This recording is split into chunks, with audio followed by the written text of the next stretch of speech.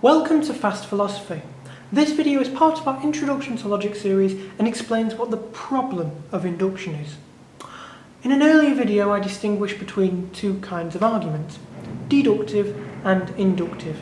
I said that inductive arguments rely on the principle of induction, but there is a problem with this principle. It's often attributed to the Scottish philosopher David Hume. The problem is twofold. Firstly, Hume argues that general or past instances never give us good reason to conclude about particular or future instances. For example, if I were to make the inductive argument that the sun has risen every day hitherto, therefore the sun will rise tomorrow, well, there remain reasons that the sun might not rise tomorrow. So, whereas a deductively sound argument's conclusion is guaranteed due to its premises, this is not the case in an inductively sound argument. This is a very big problem because we assume the principle of induction in everyday life.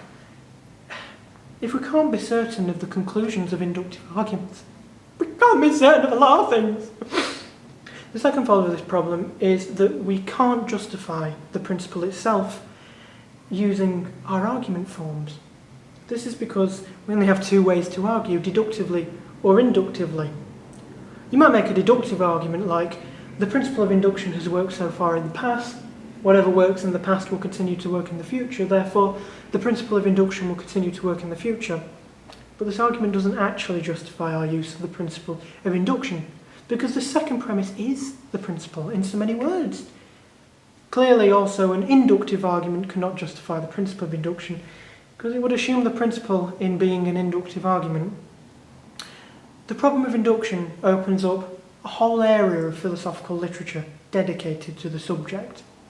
Some philosophers have said that our being unable to justify it doesn't mean that we shouldn't use it. Others have pointed to science's seemingly successful use of the principle. And other philosophers have acknowledged the problem is unsolvable, but that induction is such a useful tool in everyday life that those philosophers are happy to carry on using it.